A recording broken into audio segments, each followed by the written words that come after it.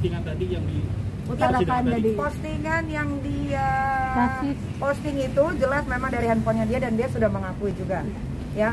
Terus dia menuduh saya memposting tentang dia juga. Ternyata pas saya lihat di depan majelis hakim itu Instagram fans yang dia comot, gitu. Dia lupa bahwa Nikita Mirzani ini adalah seorang artis yang punya banyak sekali fans yang punya Instagram, gitu. Jadi dia kayaknya, ya, jadi kayaknya dia nyomot dari beberapa Instagram yang mengatasnamakan. Kan di situ jelas fan page, berarti kan fans dong.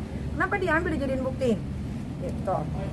Nyai tadi cukup seru tadi di dalam Nyai Karena si Indra Tarigan ini, saya bingung ya. Saat itu dia mengejar-ngejar Kak Fitri untuk berdamai dengan saya.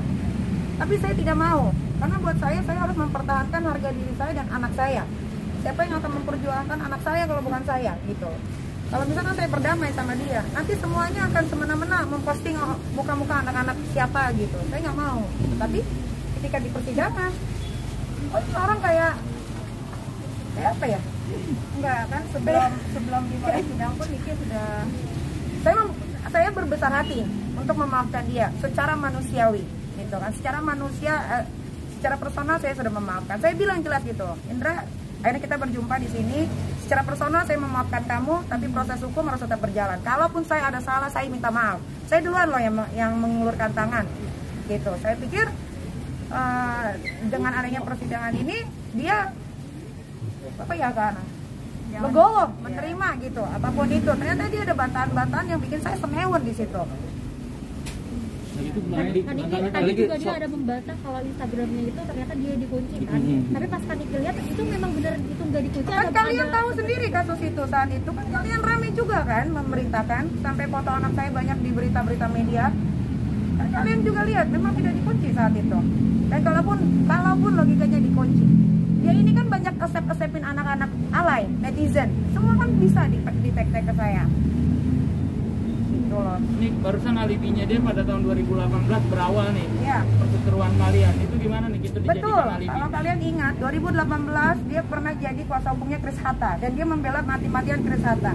Saat itu dia diundang di pagi-pagi pas Epi ya, which is adalah hostnya saya dan Billy Saputra.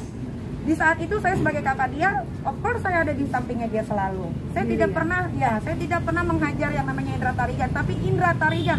Di situ kalian boleh cari tahu ya, 2018 di situlah awal mula dia selalu menghajar saya. Karena saya dekat dengan Billy Saputra. Sampai saya menanyakan secara langsung sama beliau, salah saya apa sama kamu?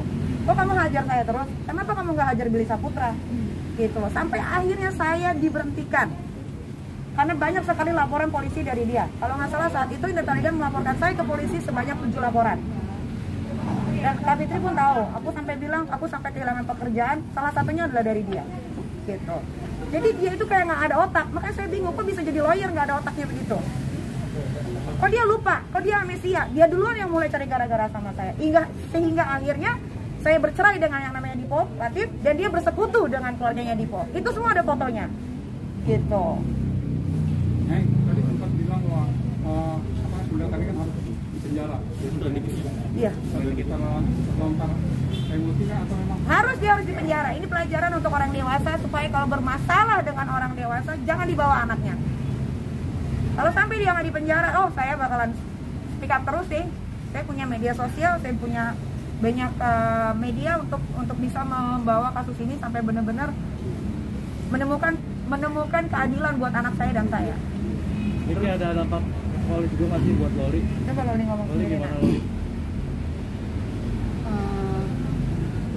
Kesel aja. Kenapa harus saya yang dibawa-bawa gitu kan? Padahal saya pun tidak punya urusan sama sekali dengan beliau. Beliau punya urusannya dengan mama saya, tapi kenapa saya harus dibawa? Saya tidak punya ikut campur dengan dia. Saya tidak tahu siapa dia atau enggak. Whatever, saya tidak peduli. Saya kesel. Dan gara-gara beliau, saya jadi pindah sekolah, saya jadi mengurung diri di kamar. Saya tidak suka berinteraksi dengan orang-orang. Gara-gara siapa? Gara-gara beliau. Beliau sudah menghancurkan hidup saya dan keluarga saya dan saya tidak suka. Udah ya.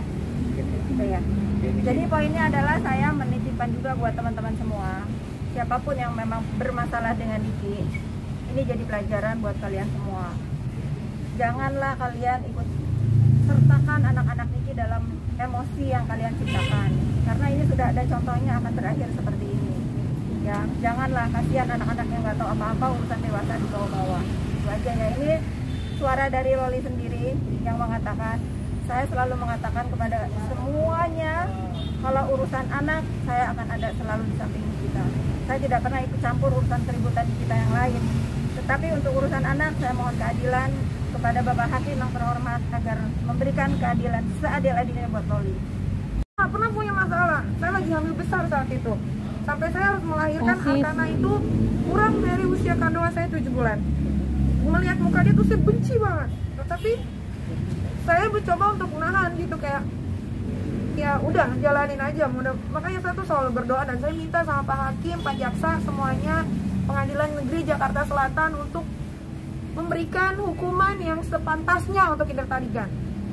Karena ini akan menjadi contoh untuk masyarakat seluruh Indonesia gitu, bahwa kalau punya masalah dengan orang dewasa, anaknya tuh nggak usah dibawa, nggak ada urusan. Kalau mau perang ya perang, ayo sama orang-orang yang udah yang bersangkutan. Yang orang yang tidak bersangkutan dibawa. Contohnya Kak Fitri, karena dia membela saya, dia disikat sama geng-geng sampah itu kan jadi kayak udah keluar gitu loh dari akal sehat.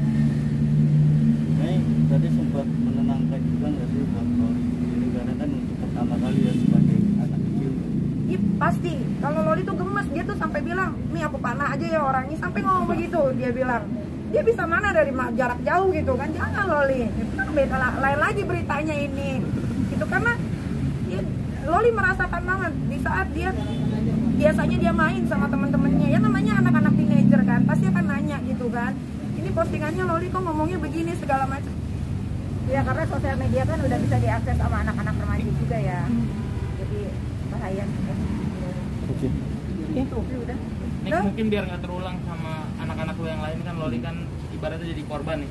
Anak-anak gue udah ikut-ikutan juga. Jadi mereka itu geng-gengnya tuh pada bikin akun-akun fake gitu loh.